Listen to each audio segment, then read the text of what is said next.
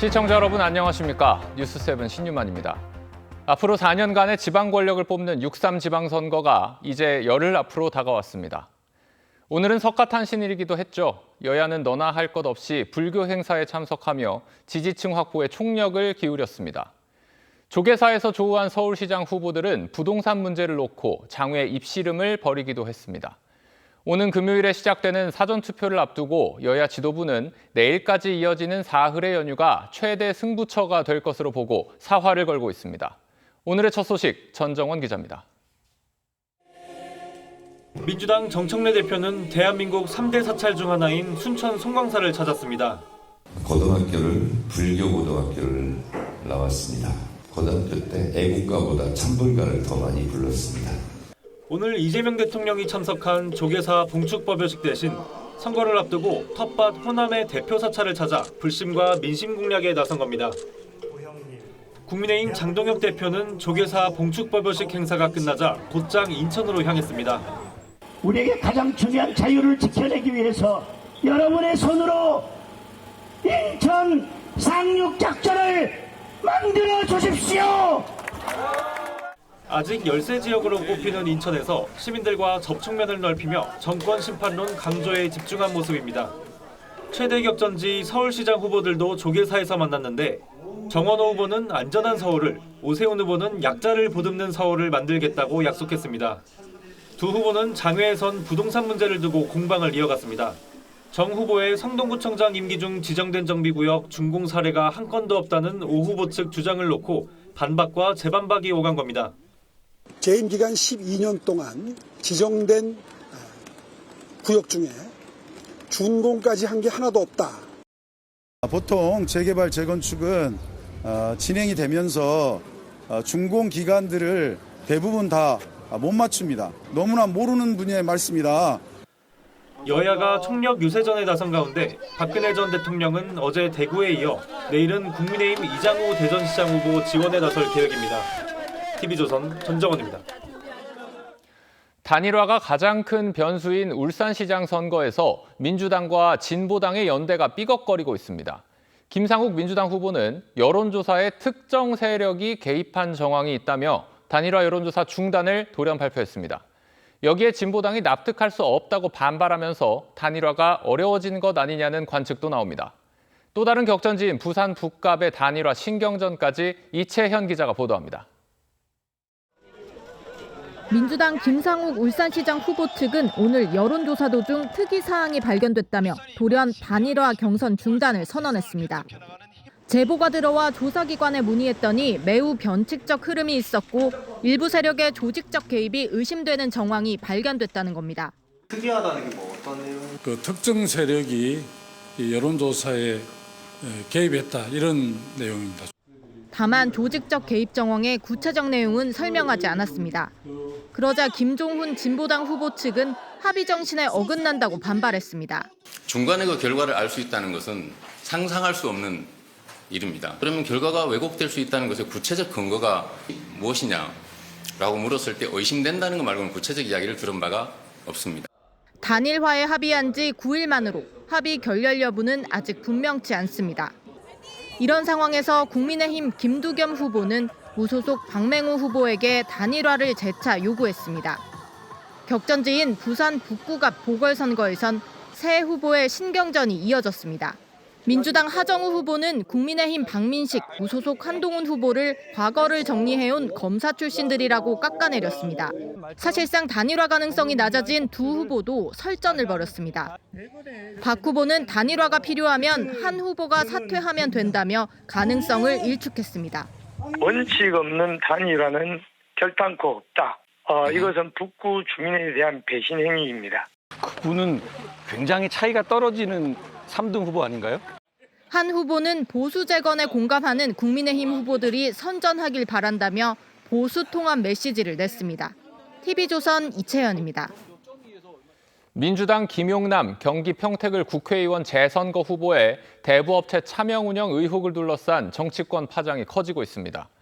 김 후보 본인의 부인에도 불구하고 단일화에 문을 열어뒀던 조국혁신당은 사실상 김 후보의 사퇴와 민주당 차원의 윤리 감찰을 요구했고 국민의힘은 김 후보를 대부업법 위반 혐의로 고발하기로 했습니다. 민주당은 조만간 본인이 설명할 기회가 있을 거라며 조심스러운 입장을 보였습니다. 김창석 기자의 보도입니다. 지역 사찰을 찾은 김용남 후보는 오늘도 대부업체 차명 운영 의혹을 전면 부인했습니다. 전날 차명 구조를 언급한 친동생의 녹취에도 기존 입장을 유지한 겁니다. 내 이름 갖고 다 안 되니까 지금 차명으로 다 안 되니까. 세세하게 말씀드리기 어려운 저희 집안에 좀 복잡하고 그런 사정이 좀 있습니다만 사실은 그거는 사실과 다른 얘기를 좀 한 것 같습니다. 김 후보는 배당금이 모두 본인 것이라고 말한 녹취에 대해선 배당이나 수익을 얻은 게 없다고 했습니다. 다른 사람에게 매각하거나 하려고 조금 과장된 얘기를 한 것이 아닌가 싶습니다. 하지만 조국혁신당 조국 후보는 김 후보가 결자 해지해야 한다며 사실상 후보 사퇴를 요구했습니다. 그래서 네거티브일 수가 없죠. T조 보도 이후에 갑자기 폐업을 했으니까 만약에 보도가 없었다면 계속 그 서민 대상 고리 대부업체를 운영하셨겠죠. 조국혁신당은 민주당을 향해 윤리감찰 실시도 요구했습니다. 국민의힘은 모레쯤 김 후보를 대부업법 위반 혐의 등으로 고발할 방침입니다. 민주당은 상황을 예의주시하고 있다며 조심스러운 분위기입니다. 당에서 좀 예의주시하고 있고 모니터링을 하고 있다. 그 정도만 말씀드리겠습니다. 그러면서 가족관계가 얽힌 것 같다며 곧 본인이 설명할 거라고 했습니다. TV조선 김창섭입니다. 스타벅스의 부적절한 5.18 마케팅을 잇따라 강하게 비판했던 이재명 대통령이 오늘은 극우 성향 커뮤니티로 알려진 일간베스트 저장소 폐쇄 검토를 거론했습니다. 어제 저녁엔 스타벅스의 2년 전 이벤트를 소환하며 폐륜 행위라고 또 한 번 맹비난했는데 야권에선 대통령이 SNS로 과도한 선동을 하고 있다는 비판이 나왔습니다. 이런 가운데 신세계그룹 정용진 회장은 오는 26일 직접 대국민 사과를 하기로 했습니다. 신경희 기자가 보도합니다. 이재명 대통령은 오늘 SNS에 온라인 커뮤니티 일베 이용자가 봉하마을에 찾아와 노무현 전 대통령에 대한 조롱성 행동을 했다는 언론 보도를 공유했습니다. 그러면서 일베 사이트 폐쇄와 징벌적 배상, 과징금 조치 등에 대한 공론화가 필요하다며 국무회의에도 지시하겠다고 했습니다. 스타벅스 탱크데이 마케팅 논란에 직접 가세한 데 이어 이번엔 극우 성향 커뮤니티 폐쇄라는 새 이슈를 꺼내든 겁니다. 이 대통령은 어제 저녁엔 스타벅스 측이 2년 전 세월호 참사 10주기에 사이렌 머그잔을 출시한 것을 두고 악질 장사치의 폐륜행위라고 비판했습니다. 사이렌은 그리스 신화에 등장하는 인어로 노래를 불러 배를 난파시키는 존재로 묘사되는데 세월호 참사 이래 이를 마케팅에 사용했다는 겁니다. 이 대통령은 부처님 오신 날 봉축 법요식에선 화합의 정신을 강조했습니다. 다름을 틀림으로 여기지 않고 서로의 상처를 보듬으며 함께 걸어가는 마음. 그것이 바로 부처님께서 이 세상에 오신 참된 뜻이라 믿습니다. 국민의힘 장동혁 대표는 갈라치기를 하면서 배려와 화합을 이야기했다며 건수 하나 잡아 지지자들을 선동해서 판을 뒤집으려는 것이라고 지적했습니다. 김기현 의원은 대통령의 SNS가 거대한 국가폭력이 되고 있다고 비판했고 개혁신당 이준석 대표는 지금 대통령이 꾸짖어야 할 상대는 대통령 본인이라고 했습니다. TV조선 신경입니다.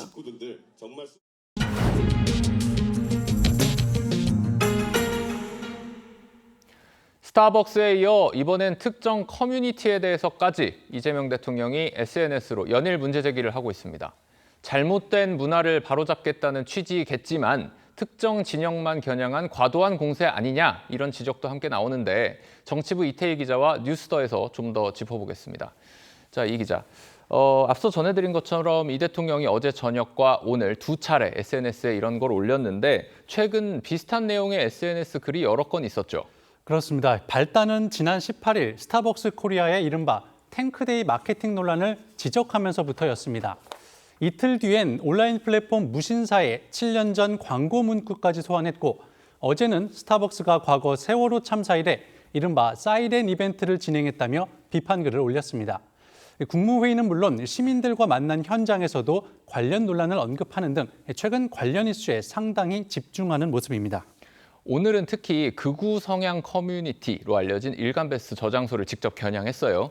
아무래도 상식 밖의 혐오 표현들은 당연히 비난을 받아야 되겠지만 이 정부가 특정 사이트 폐쇄를 직접 언급하는 건 또 다른 문제 아니겠습니까? 네, 혐오 사이트 폐쇄 논란은 과거 문재인 정부 시절에도 불거진 적이 있습니다. 네. 당시에도 표현의 자유라는 주장과 혐오 표현은 규제해야 한다는 주장이 팽팽히 맞섰는데요. 현행법상 혐오 표현 자체를 처벌하거나 규정할 기준이 모호하고 일부 부적절한 게시글 때문에 사이트 전체를 폐쇄하는 건 과잉 규제라는 시각도 적지 않습니다.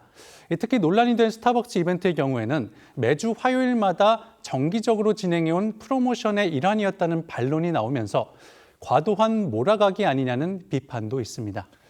그런데 선거가 임박한 이 민감한 시점에 대통령이 이렇게까지 직접 이념적 이슈를 들고 나온다. 이거 어떤 의미로 받아들여야 됩니까? 물론 선거와는 무관하게 해당 이슈 자체가 대통령 입장에선 그냥 지나칠 수 없는 문제라고 판단했을 수 있습니다. 네. 하지만 야권에선 결국 지방선거를 염두에 둔 행보 아니냐는 시각도 있습니다. 소위 극우적인 시각이나 입장의 문제점을 내세워서 내란 심판 프레임을 강화하려는 것 아니냐는 겁니다.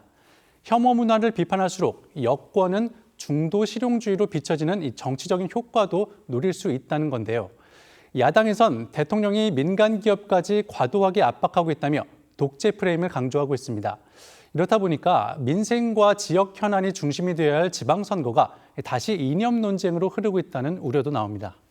네, 선거 판세 이야기도 해보죠. 여론조사에서 다소 뒤처지는 후보들이 있을 텐데 이 후보들은 아무래도 숨은 표심에 기대를 걸 수밖에 없을 텐데요. 이 숨은 표심이라는 거 실체가 있는 겁니까? 이른바 샤이 보수 혹은 샤이 진보라고 하죠. 자신의 정치 성향이 사회적으로 열세라고 느낄 때 여론조사엔 침묵하지만 실제 투표장에 나가는 유권자들을 뜻합니다. 역대 선거에서도 이 숨은 표심이 확인됐던 사례들이 있습니다. 지난 대선에선 선거 막판 당시 이재명 후보가 김문수 후보를 20%포인트 안팎으로 크게 앞선다는 조사가 잇따랐습니다. 하지만 실제 득표에선 격차가 8.2%포인트에 그쳐서 보수층의 막판 결집이 확인됐습니다. 반대로 2022년 대선에선 이 샤이 진보가 선거 당일 상당히 결집한 결과가 나타나기도 했습니다. 자, 그렇다면 이번 지방선거에서도 그 샤이 표심이라는 게 적용이 될 수 있을까요? 최근 여론조사에서 지지 후보를 밝히지 않은 무당층의 비중이 상당하다는 점은 큰 변수입니다. 예. 전체 판세가 뒤지고 있는 야권에선 이재명 대통령 관련 공소 취소 논란을 부각하며 정권 심판 정서를 자극해 숨어있는 표를 끌어낼 수 있다는 전망도 나옵니다. 반면 이번 지방선거에서 반드시 투표하겠다는 적극 투표층은 여권 지지층에 앞서는 만큼 샤이 보수의 막판 결집은 쉽지 않을 거란 반론도 있습니다. 네, 이태희 기자 수고했습니다.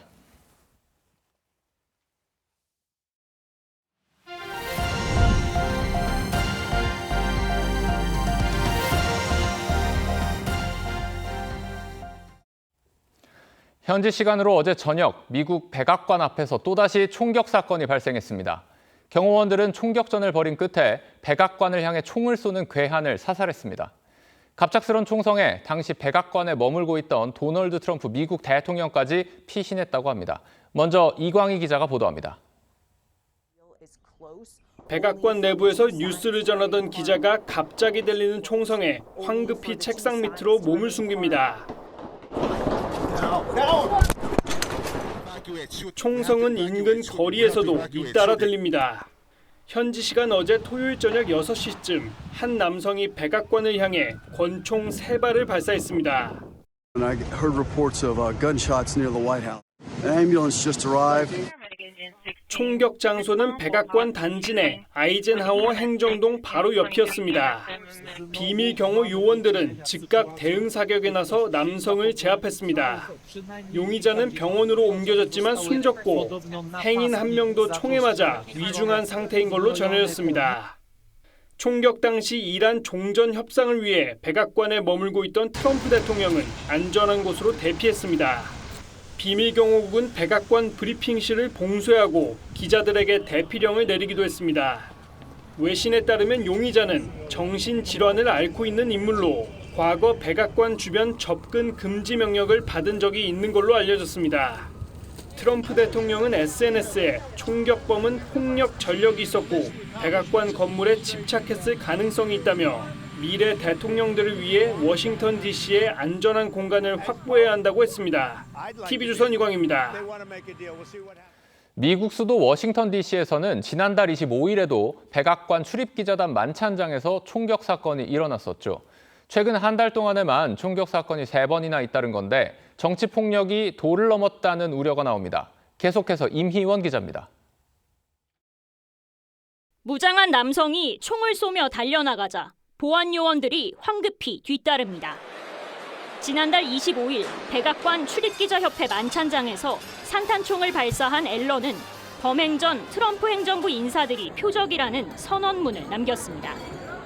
지난 4일에는 백악관과 가까운 워싱턴 기념탑 근처에서 권총을 소지한 남성이 벤스 부통령의 차량 행렬을 따라 걷다 발각돼 경호국 요원과 교전을 벌였습니다. 남성은 구급차 안에서 백악관은 엿먹으라는 말을 반복한 것으로 알려졌습니다. I can confirm with you it was uniformed Secret Service police officers that engaged the suspect. 이번 총격 사건의 용의자인 21살 나시르 베스트는 지난해 6, 7월에도 백악관에 진입하려다 체포돼 접근 금지 명령을 받은 걸로 전해졌는데 당시 수사관들이 베스트의 SNS에서 트럼프 대통령을 해치겠다는 취지의 게시물을 발견했다고 CNN은 전했습니다. 미 언론들은 사회적 양극화와 SNS를 통해 확산되는 음모론 등이 정치적 폭력의 복합적 원인이라고 분석했습니다. 또 트럼프가 현재 미국 정치에서 가장 상징적인 인물이라 표적이 되기 쉽다고 지적했습니다. Due to the political rhetoric and violence in this country and globally, I don't think we're going back to where we were. I think this is going to become the norm. 미국 내에서는 이란 전쟁과 트럼프의 반이민 정책 등으로 갈등이 커지면서 극단주의 세력을 자극할 수 있다는 우려도 나옵니다. TV조선 임희원입니다. 오늘은 불기 2570년 부처님 오신 날입니다. 전국 사찰에서는 부처님의 가르침을 마음에 새기려는 시민들의 발길이 이어졌습니다. 사찰 음식도 직접 체험하고 부처님의 생일 파티로 꾸며놓은 한 카페에는 탄생을 축하하기 위한 청년들의 발길이 이어졌습니다. 소지연 기자의 보도입니다.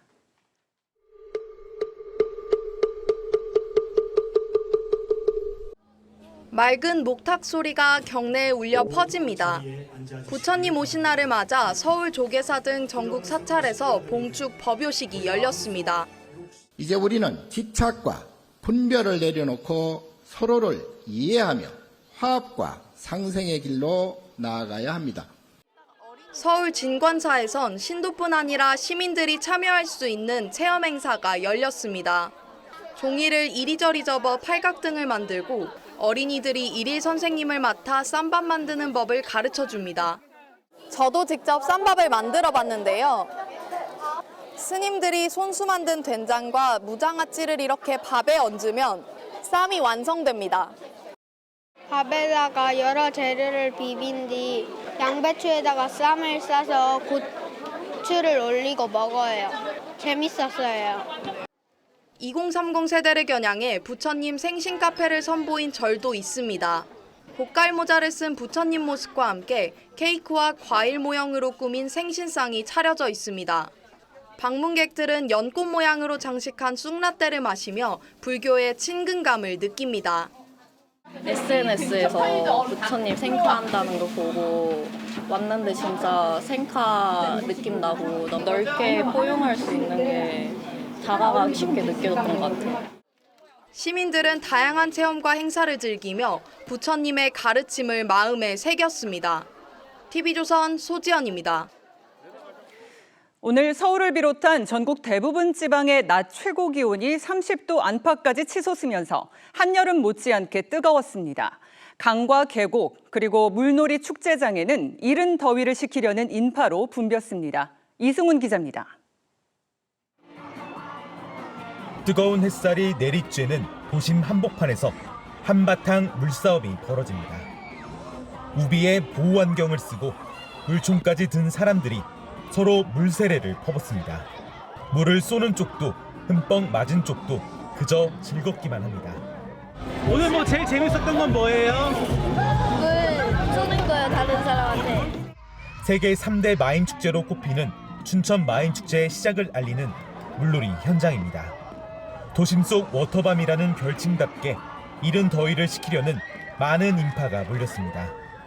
축제 참가자들은 이렇게 시원한 물줄기를 맞으며 초여름 더위를 날렸습니다. 다 같이 함께 할 수 있는 게 너무 재밌고요. 아직 날이 뜨거운데 물놀이 할 수 있는 게 다 좋은 것 같아요. 하얀 요트가 서해 바다 위를 수놓습니다. 현장을 찾은 시민들은 요트와 유람선에 올라 시원한 바닷바람을 즐기는가 하면 갯벌에서 족대로 물고기를 잡으며 더위를 잊었습니다.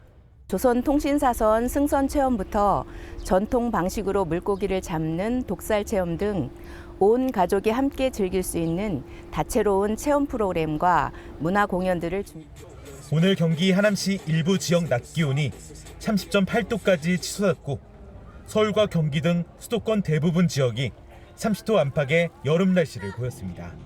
연휴 마지막 날인 내일은 내륙을 중심으로 기온이 더 올라 오늘보다 더울 것으로 보입니다. TV조선 이승훈입니다. 오늘 새벽 서울 강서구의 한 아파트에서 불이 나 주민 50여 명이 긴급 대피하는 소동이 벌어졌습니다. 서해안 고속도로에서는 차량 7대가 연쇄 충돌하면서 1명이 숨지고 5명이 다쳤습니다. 휴일 사건 사고 소식을 황지영 기자가 보도합니다. 창문 밖으로 시뻘건 불길이 치솟고 시커먼 연기가 쉴 새 없이 뿜어져 나옵니다. 불이 난 아파트 내부는 까맣게 타 형체를 알아볼 수 없습니다. 오늘 새벽 0시 50분쯤 서울 강서구의 한 아파트 5층에서 불이 났습니다. 불이 난 아파트입니다. 외벽은 연기로 까맣게 그을렸고 불길의 창틀도 뜯겨 나갔습니다. 불은 2시간 만에 꺼졌지만 주민 50여 명이 대피하고 1명이 다쳐 병원으로 옮겨졌습니다. 많이 그을은 아니고 소고차량으로 급박하게 좀 그 구급차 실려서. 소방당국은 김치 냉장고에서 불이 난 걸로 보고 정확한 원인을 조사 중입니다. 화물차 앞면이 종잇장처럼 구겨졌습니다. 중앙분리대는 완전히 부서졌고 트럭에 실려있던 적재물이 나뒹 겁니다. 오늘 새벽 1시 20분쯤 서해안 고속도로 서울 방향 고창분기점 인근에서 차량 7대가 연쇄 충돌하는 사고가 났습니다. 21톤 화물차가 11.5톤 화물차를 들이받았고 뒤이어 오던 차량 한 대가 화물차를 추돌했습니다. 사고로 화물차 적재물이 반대편 차선으로 넘어가며 승용차 4대도 충돌하는 2차 사고로 이어졌습니다. 양방향 사고로 일대 교통이 1시간여 동안 통제되기도 했습니다. TV조선 황재영입니다. 요즘 도심에서 까마귀가 사람을 공격하는 일이 잦아지고 있습니다. 번식철을 맞은 큰 부리 까마귀가 예민해졌기 때문인데요. 정부가 대피 요령까지 발표하면서 특별 관리에 나섰습니다. 이상배 기자의 보도입니다. 나무 위에 앉아있던 까마귀 한 마리. 주위를 살피더니 그대로 사람에게 돌진합니다. 길을 걷던 행인을 향해 곧장 날아와서는 머리를 쪼고 갑니다. 도심에서도 흔히 볼 수 있는 텃세 큰 부리 까마귀입니다. 동네 아주머니도 까마귀한테 쪼였다 그러더라고 지나가다가. 그래서 이마에 피도 나오고 그랬었대요. 이 상점에는 뾰족한 침을 설치했습니다. 까마귀가 판매대 위에 놓인 과일이나 과자를 가져가자 설치한 장애물입니다. 매년 5월이면 번식기를 맞아 더욱 예민해지는데 이 시기엔 둥지 주변으로 접근하는 사람을 위협으로 인식해 사람의 머리와 목을 향해 날아드는 공격 행동을 보입니다. 사람의 얼굴을 기억하고 동료들에게 위험 인물을 공유할 정도로 영리한 데다 환경 적응력이 뛰어나 도심에서도 개체수가 증가하고 있습니다. 서울에서 까마귀 관련 신고 출동 건수도 2022년 49건에서 2024년 100건으로 크게 늘었습니다. 보호 본능이 엄청 강해지기 때문에 그때 이제 지나가는 사람들을 공격을 하는 거죠. 서서히 발생을 할 수 있는 상황입니다. 환경부는 외출할 땐 모자나 우산을 쓰고 까마귀와 직접 눈을 마주치지 말아야 한다고 당부했습니다. 또 음식물은 까마귀를 유인할 수 있어 노출하지 말아야 합니다. TV조선 이상배입니다. 세계 최고 높이의 청라하늘대교 전망대 시설이 개장하자마자 파행 운영을 겪고 있습니다. 군 당국이 해안 경계를 이유로 산책로 출입문을 막은 건데 인천경제청이 강제 철거까지 예고하면서 정면 충돌 양상을 빚고 있습니다. 무슨 일인지 강석 기자가 그 현장을 다녀왔습니다. 청라국제도시와 영종도를 잇는 청라하늘대교입니다. 주탑에 설치된 전망대는 높이 184m로 세계에서 가장 높은 해상 교량 전망대로 기네스북에 등재됐습니다. 자, 이 상태에서 팔. 좋습니다. 지난 7일 개장 이후 공중걷기 등을 체험하려는 방문객이 줄을 잇습니다. 저도 처음에는 무서워서 좀 망설였거든요. 근데 해보니까 경치가 너무 아름답고 날씨도 이렇게 막 좋아가지고 행운인 것 같아요. 그런데 다리 아래쪽 분위기는 딴판입니다. 주탑 아래 산책로로 연결된 휴식 공간이 마련돼 있지만 정작 출입문이 굳게 잠겼기 때문입니다. 제가 걷고 있는 이곳은 해상 산책로입니다. 바다 위를 걷다 보면 영종도가 한눈에 보입니다. 자물쇠를 채운 출입문 옆 공간으로 아슬아슬하게 빠져나오는 방문객이 있는가 하면 개구멍치기 해도 되겠습니까? 휠체어를 탄 부부는 발걸음을 돌려야 했습니다. 군 당국이 출입 통제에 나선 건 해안 경계 문제 때문. CCTV 등 추가 감시 장비 설치가 지연되면서 안보 공백을 막기 위한 적법한 조치라는 건데 인천경제청은 반발했습니다. 6억 원어치의 어떤 군사 시설에 대해서 어떤 보강을 해줬고 추가적으로 7억 원어치에 대해서도 저희들이 이행각서까지 제출한 상태였습니다. 인천경제청은 해상 산책로는 엄연한 시우지라며 29일까지 자물쇠를 철거하지 않으면 행정 대집행을 진행할 계획입니다. TV조선 강석입니다.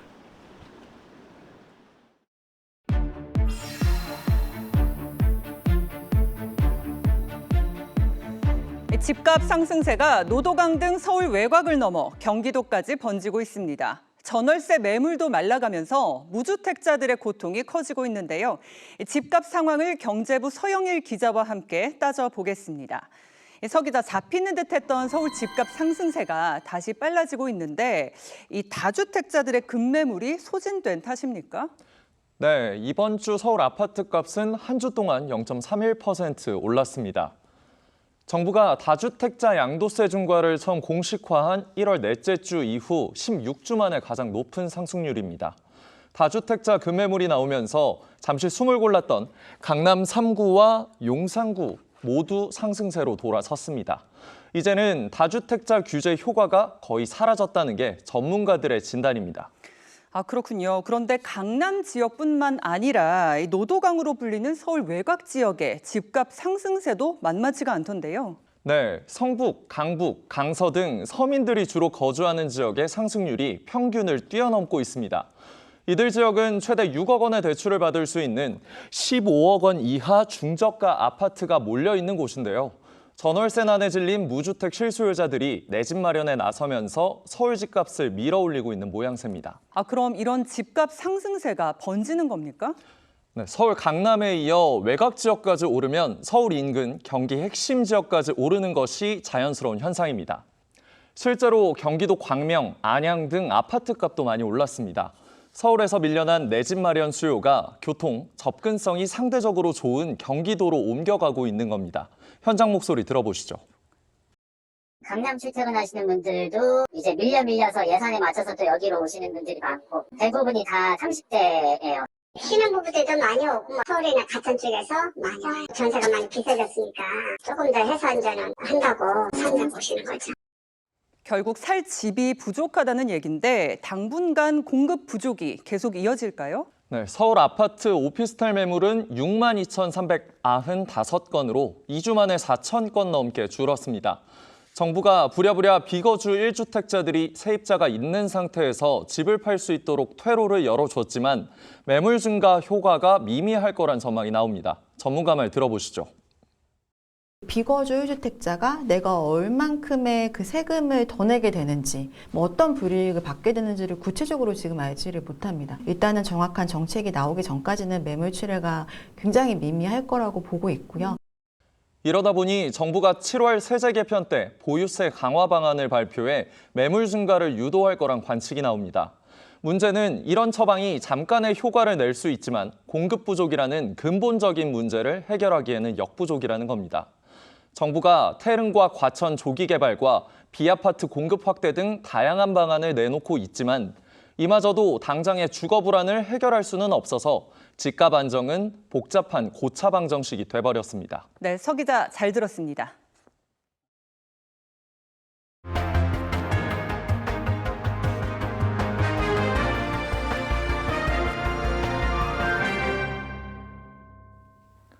삼성전자와 SK하이닉스의 성과급이 워낙 고액이다 보니 나도 나눠달라는 사람, 집단이 많습니다. 한 농민단체에 이어 한국전력 직원들 사이에서도 자신들의 지분이 있다는 주장이 나왔습니다. 안 되면 말고시게 찔러보기도 정상적이라고 말할 수는 없지만 삼성전자와 SK하이닉스 직원들도 비아냥과 조롱을 담은 댓글을 달고 있습니다. 돈 앞에 공동체의 반목이 걷잡을 수 없이 심해지고 있습니다. 이낙원 기자가 보도합니다. 직장인 익명 커뮤니티에 올라온 게시물입니다.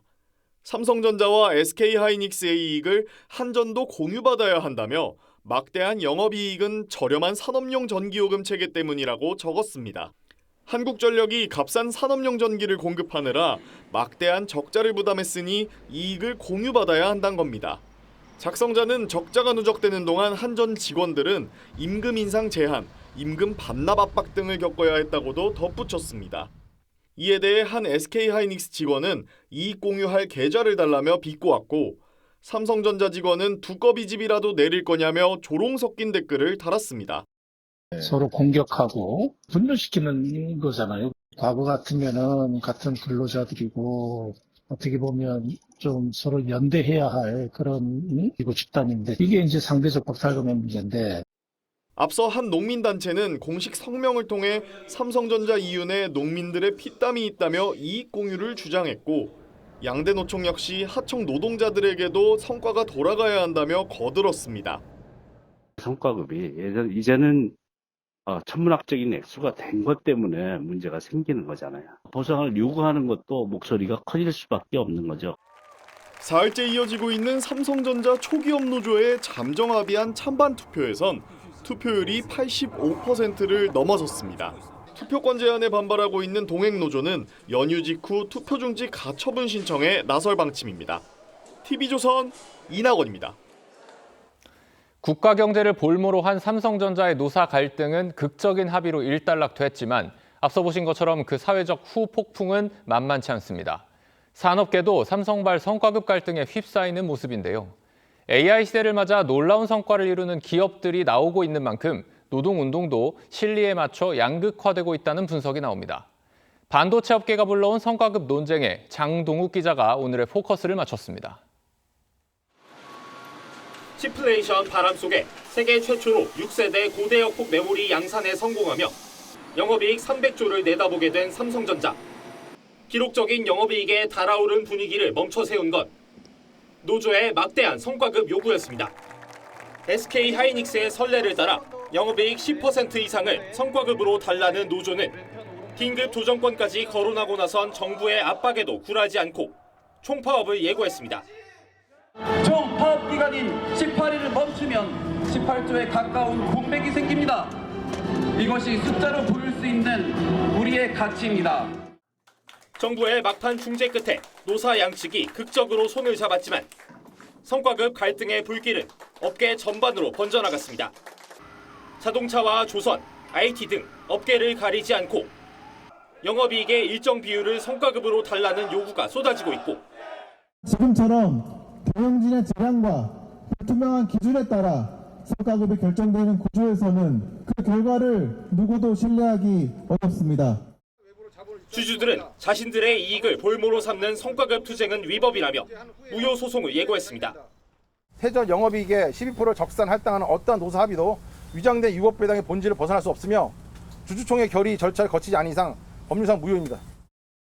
인공지능 열풍으로 반도체와 로봇 등 소수 기업들이 압도적인 영업이익을 거두는 양극화가 찾아오면서 노동운동도 철저히 실리에 초점을 맞춘 방향으로 달라지고 있다는 분석이 나옵니다.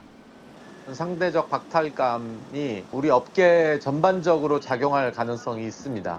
대한민국 대표 기업인 삼성이 정한 또 부분이기 때문에 하나의 가이드라인으로서 다른 여타 기업들에게도 영향을. 보상과 분배에 대한 논의 없이 맞이한 초호황의 시대. 우리 산업계를 뿌리부터 흔들고 있습니다. TV조선 장도우입니다. 미국과 이란이 휴전을 60일 연장하는 양해각서를 체결할 것으로 알려졌습니다. 핵 문제가 평행선을 달리자 일단 휴전을 연장하고 추가 논의를 이어가자는 건데요. 한국을 찾은 미국의 전직 의원들은 여야 할 것 없이 이란이 핵을 가져서는 안 된다고 밝혔습니다. 신은서 기자의 보도입니다. 미국과 이란이 호르무즈 해협을 개방하고 휴전을 60일 연장하는 내용을 골자로 한 양해각서 합의에 근접한 것으로 전해졌습니다. 미 악시오스는 60일로 설정한 휴전은 상호 합의로 연장할 수 있고 호르무즈 해협은 모든 선박에 통행료 없이 개방한다는 내용이 담겼다고 전했습니다. 호르무즈 해협을 일단 개방한 뒤 연장된 휴전 기간 농축 우라늄 제한 등 핵 문제를 논의한다는 겁니다. 김창준 전 미 하원의원의 초청으로 한국을 찾은 중진급 전직 미 의원들은 북한을 예로 들며 한 목소리로 이란이 핵을 가져선 안 된다고 밝혔습니다. There's really only one acceptable outcome, and that is that we don't have a nuclear-capable Iran. You're not happy that North Korea has an atomic bomb, are you? Or you have one person, potentially, that if they have a nuclear weapon, could ignite it without any kind of accountability. 그러면서 트럼프 대통령이 주한미군 등으로 한국을 압박하지만 한미동맹은 초당적 지지를 받고 있다고 했습니다. Tremendous support from the American people with the friendship and partnership that we have with the people of Korea. And that's true in Congress.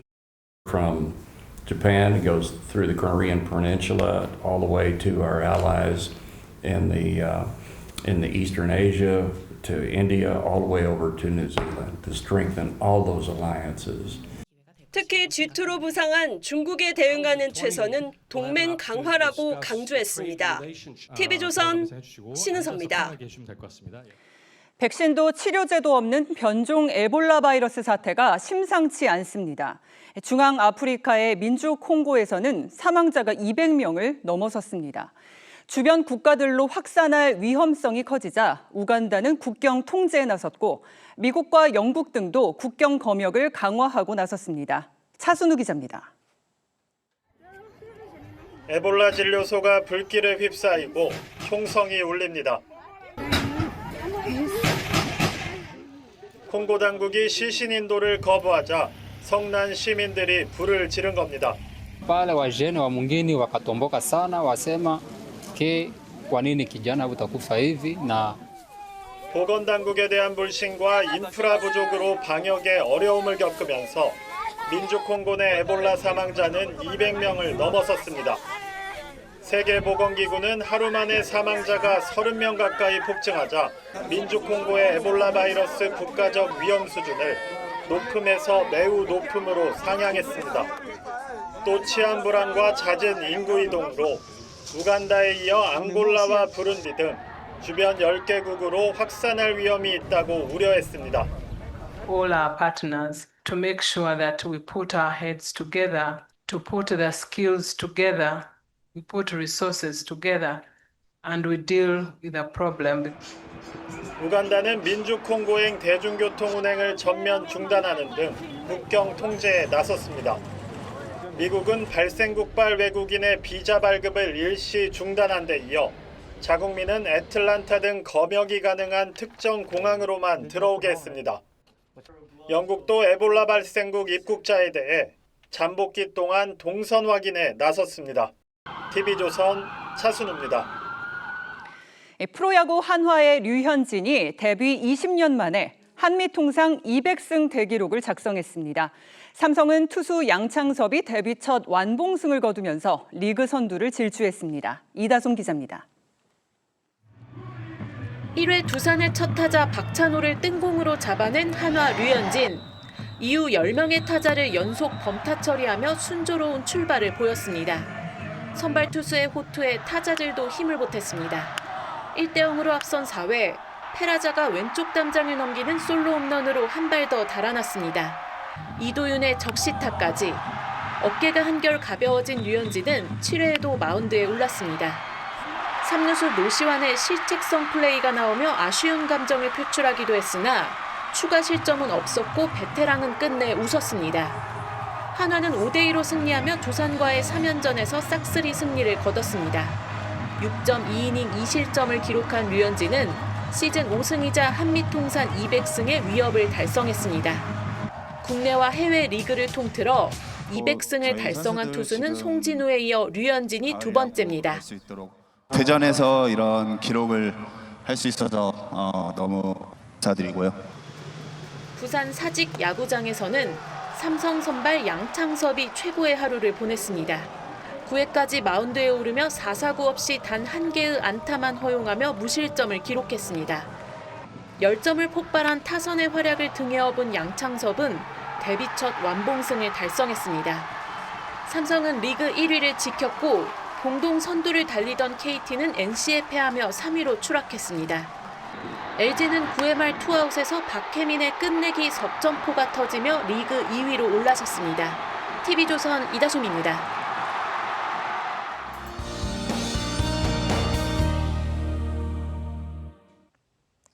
연휴 잘 보내고 계신가요? 오늘 전국이 맑은 가운데 서울의 낮 기온이 29.2도까지 올라 더웠습니다. 연휴 마지막 날인 내일까지 30도 안팎의 더위가 나타날 텐데요. 다만 모레인 화요일에는 전국에 요란한 비가 내리며 기온이 내려가겠습니다. 내일 새벽부터 제주와 남해안에서 비가 내리기 시작하겠고요. 모레는 전국으로 비가 확대될 텐데요. 돌풍과 벼락을 동반한 폭우가 쏟아질 것으로 보여 미리 대비가 필요합니다. 모레까지 제주 산지에는 최대 300mm 이상, 남해안 중심으로 최대 200mm 이상의 폭우가 쏟아지겠고요. 수도권을 중심으로도 최대 100mm의 많은 비가 예상됩니다. 내일 하늘은 차차 흐려지겠고 제주도는 오후부터 바람이 강해지겠습니다. 내일 아침 기온은 서울이 18도로 출발하겠고 한낮에는 서울과 춘천 30도, 대구 28도까지 오르겠습니다. 비는 수요일 오전에 차차 그치겠습니다. 날씨였습니다. 5월 24일 일요일 뉴스7 마칩니다. 시청해주신 여러분 고맙습니다.